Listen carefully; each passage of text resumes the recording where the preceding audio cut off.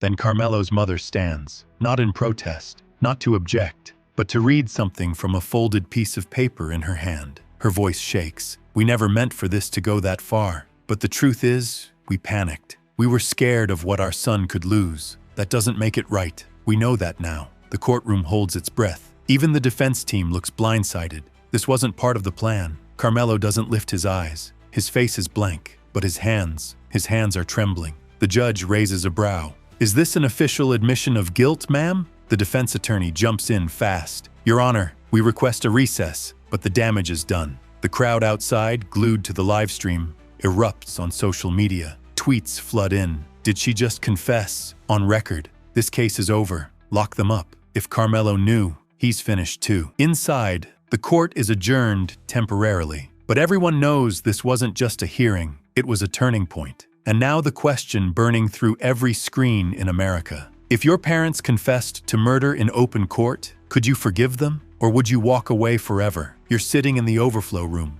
but you can still see it all. Every tear, every twitch, every word, through the live feed on the mounted screen. Karmelo Anthony's father, who had remained silent for weeks, finally steps forward. But it's not to deny, it's not to defend, it's to explain. With reporters huddled outside and the world watching through every phone and stream, he leans toward the mic and says quietly, "I did what I thought was necessary to protect my boy." The courtroom doesn't move. You can feel people trying to process what he just said. Not deny, not deflect, but admit. He continues, "We never planned for anyone to get hurt, but when Austin started threatening to go public with what happened that night, we panicked. We thought it would ruin everything. College, draft hopes, all of it." His voice cracks, and he glances at Karmelo. "I thought I was saving your future, son." The Metcalf family doesn't react. They sit stiff, composed, but hollow. Austin's mother clutches a photo of her son. His father stares forward, jaw clenched.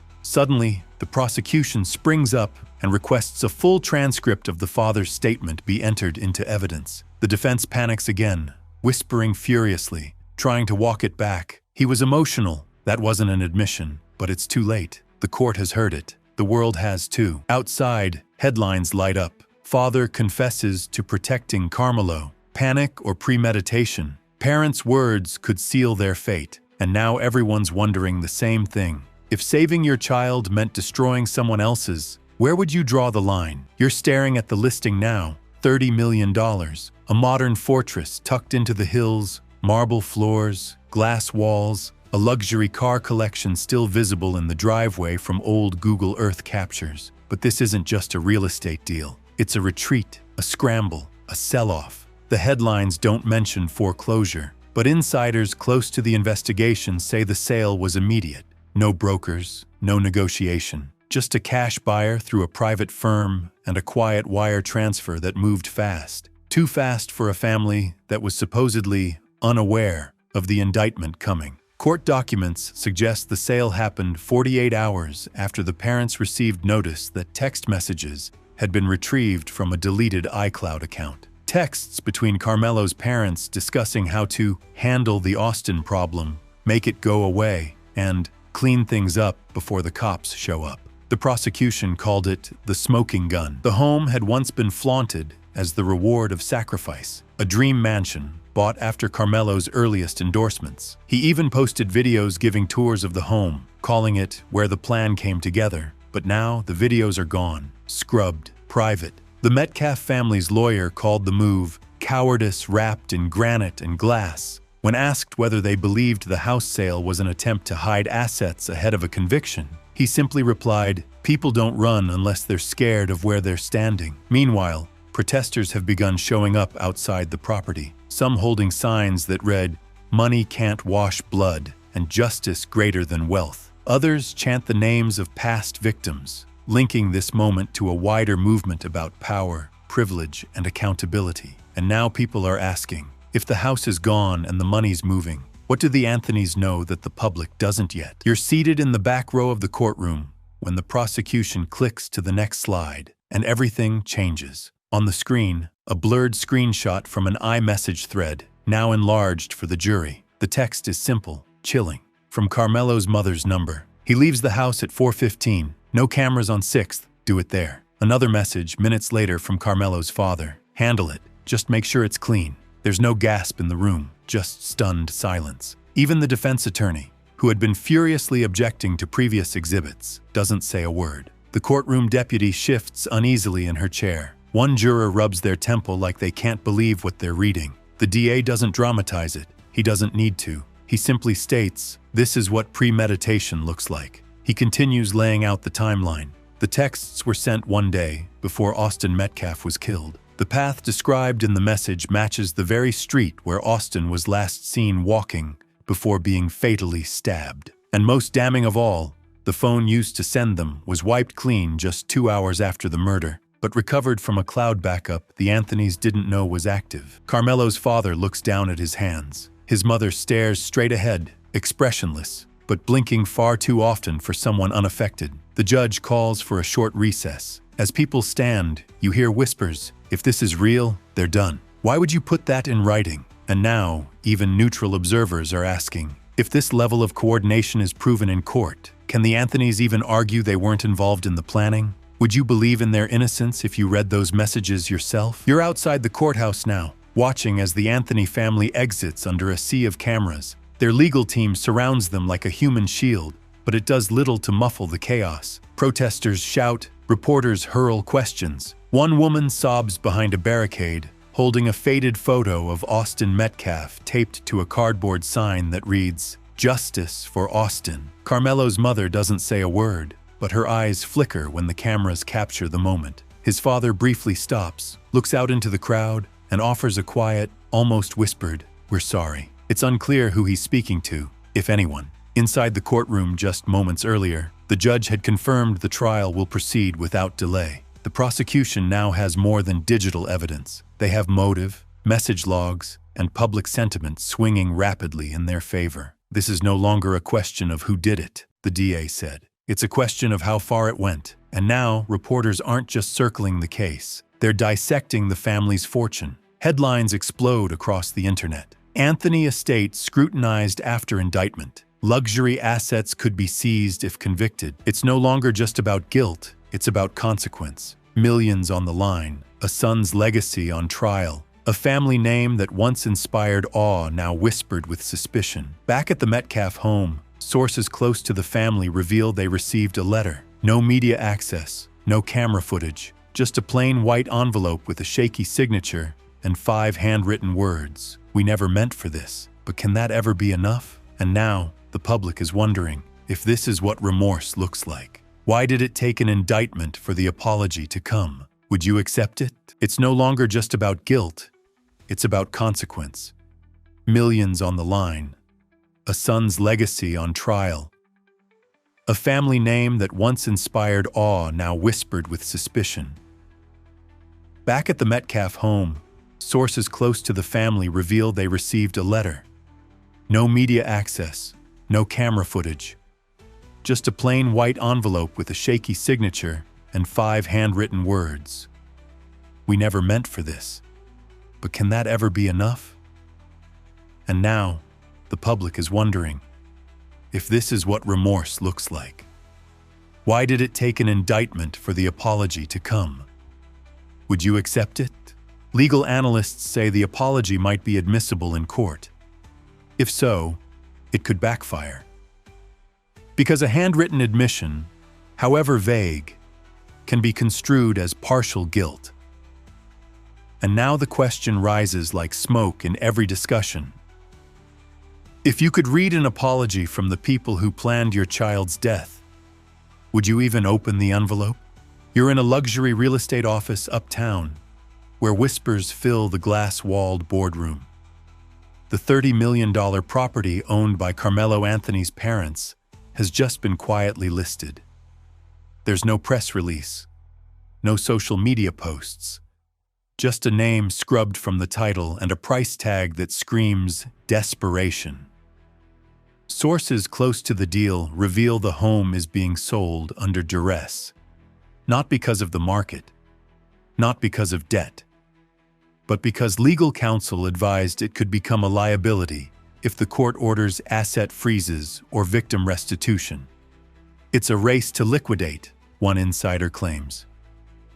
Inside the home, it's a different story. Security footage from earlier that week shows movers packing away framed jerseys, luxury watches, family portraits. It doesn't look like a sale. It looks like an evacuation, and neighbors are noticing. One woman, who's lived 2 doors down for years, says, "It's like they disappeared overnight. No goodbye, just silence." Meanwhile, the listing agents are under fire too. People are calling them out for selling a home tied to an alleged murder case. One local headline reads, "Blood Money Mansion Hits Market After Indictment." Online, the conversation gets even darker. Critics are calling for the profits from the sale to go straight to the Metcalf family. "They should get every penny," one user writes on X. "They lost a son." The Anthonys are just losing square footage. In response, the family's lawyer issues a statement. The sale of the home is unrelated to the indictment and was planned prior to these events. But no one's buying that. Not literally, not morally. And now the public is wondering, if your fortune was built on silence and buried truths, what do you owe the family you helped destroy? You're watching late-night news when a new piece of evidence drops. A voicemail from Karmelo's mother to a relative, dated 2 days after the stabbing. Her voice is tight, controlled. She doesn't cry, doesn't panic. She simply says, "Make sure it's gone." He can't see that. The clip is under 10 seconds, but it breaks the case wide open. Prosecutors are calling it a bombshell. Combined with the text messages and the apology letter, it paints a chilling picture of a family not caught off guard, but caught red-handed. Intent, action, aftermath. Within hours, the voicemail trends nationally. Premeditated begins circulating again. So does Number Justice for Austin. And for the first time, federal agencies are said to be monitoring the case closely, according to legal insiders. The possibility of obstruction or conspiracy charges now looms large. But there's another layer. That voicemail wasn't discovered by law enforcement. It was leaked by a relative. A relative who, according to sources, came forward after seeing the apology letter. "They're not sorry," the leak reportedly said. "They're just scared." The betrayal from within the Anthony family stuns the courtroom the next day. Even Karmelo's legal team looks blindsided. Some call it bravery. Others call it revenge. You're watching the courtroom fill with tension so thick it could split the air. The judge hasn't even sat down yet, but murmurs are already sweeping through the pews. Karmelo Anthony's parents have just been indicted for first-degree murder, not for pulling the knife themselves, but for what prosecutors now claim was a coordinated effort to cover up the entire stabbing incident. You feel the mood shift. This isn't just about Karmelo anymore. This is about whether the people who raised him helped protect a killer. The allegations are explosive, that Karmelo's parents, fully aware of what he'd done, still funneled money into defense campaigns, publicly backed false narratives, and may have even tampered with timelines and communications to shield their son. The district attorney's office isn't holding back either. They're pushing the claim that from the moment the knife entered Austin Metcalf's chest, the Anthony family went into full damage control. Not grief, not shock, strategy. But it's not just what the prosecutors are saying, it's how they're saying it. In a rare move, the DA released a public video outlining the indictment, signaling to the nation that this case matters beyond the courtroom. When something like this happens at a school event, he says, it shakes people to the core. And then the bombshell. Karmelo's parents are officially accused of helping conceal evidence, suppressing facts, and leveraging public sympathy for financial gain. You're left staring at the headlines, the quotes, the footage, and asking yourself, was this ever about justice? Or was it always about survival? When a family's love crosses into protection at all costs, where do you draw the line? Would your parents do the same, even if it meant covering for murder? It's not just about guilt or innocence anymore. It's about integrity. And you can feel the tide turning. What once looked like a family seeking justice now feels like a family playing a high-stakes game of optics and money. Would you donate to someone again if you felt like you'd been lied to? You're seated in the back row of a packed courtroom when the whispers begin. A quiet buzz travels from one bench to the next. All eyes shift toward the prosecution table, because what they just revealed has sent shockwaves through the room. Karmelo Anthony's parents aren't just under scrutiny for what their son did. They're now accused of playing a direct role in covering it up. The indictment hits like a gut punch. First-degree murder charges are on the table, but the real twist? Prosecutors allege that Karmelo's parents knew he was guilty, and instead of encouraging a plea deal, they doubled down, funded a public campaign, and even misled donors. In their own words, they should have never gone through all of this knowing that boy was guilty. You glance at the jury box. One juror's jaw tightens, another scribbles something down. The prosecution leans into the silence and plays a recorded clip. It's a legal expert, explaining why the self-defense claim holds no water.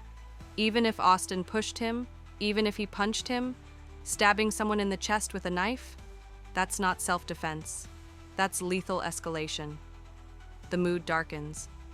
Behind the defense table, Karmelo's mother clutches a tissue, while his father stares blankly ahead. The camera pans to the gallery, a mix of silent supporters and skeptical donors. And that's when the prosecutor drops one more detail, the timeline. According to them, the family had every opportunity to come clean, encourage a plea, and spare the community this trauma. Instead, they chose to make it a spectacle. And now people are wondering, if your child was guilty,